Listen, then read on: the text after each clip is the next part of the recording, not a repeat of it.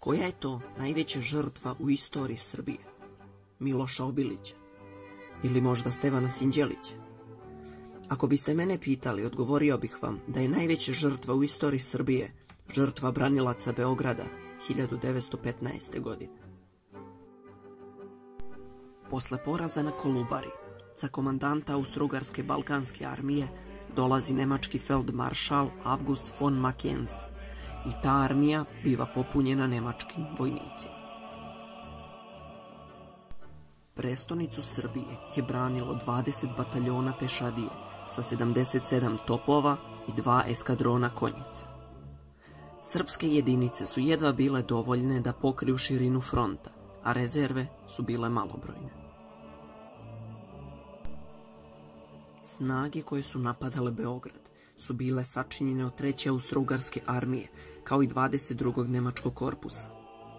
3. Austro-Ugarska armija se sastojala od 130 pešadijskih bataljona, 136 artiljerijskih baterija, 4 avionska odeljenja, kao i rečne flotile sa 9 monitora i 20 drugih brodova. 5. oktobra počinje danonoćno bombardovanje srpske prestonice. Prema nekim informacijama na Beograd je bačeno oko 30.000 artiljerijskih granata.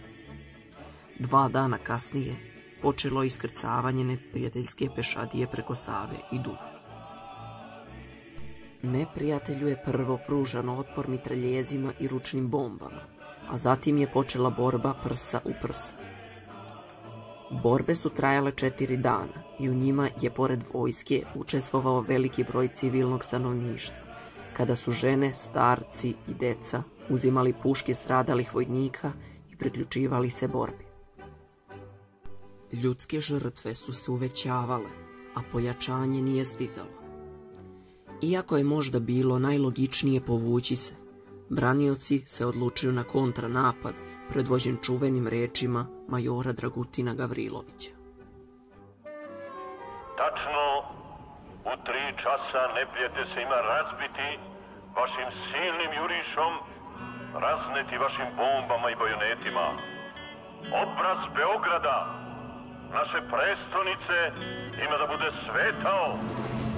Vojnici, junaci, vrhovna komanda izbrisala je naš puk iz svog brojnog stanja. Naš puk je žrtvovan za čast otadžbine i Beograda. Vi nemate više da brinete za vaše živote koji više ne postoje. Zato napred u slavu za kralja i otadžbinu. Živeo kralj, živeo Beograd! Branioci Beograda su se herojski borili, ali svi borci pod komandom majora Gavrilovića su stradali, dok je on teško ranjen. Važno je napomenuti da je u odbrani Beograda učestvovalo oko 3000 muslimana iz Sandžaka, dok je samo njih 7 preživelo. I pored gubitaka, branioci Beograda uživali su poštovanje, čak i od neprijateljske vojske. O tome najbolje svedoči podizanje spomenika herojima odbrane Beograda od strane feldmaršala Mackensena nakon zauzimanja grada 1915. godine. Spomenik i dalje stoji, a na njemu na nemačkom i srpskom jeziku piše: "Ovde počivaju srpski junaci." Godine 1934. kada je počela gradnja podvožnjaka na Donjem Dorćolu, radnici su kopajući naišli na čuture, bombe, cokule, kao i na lobanje i ljudske kosti. Radovi su tada stali, a ostaci oko 60 branilaca Beograda preneti su i dostojno sahranjeni na novom groblju. Međutim, veruje se da mnogi junaci još uvek leže baš ovde. Ne znamo im ni ime, ali smo im večno zahvalni na svemu što su učinili. Slava im.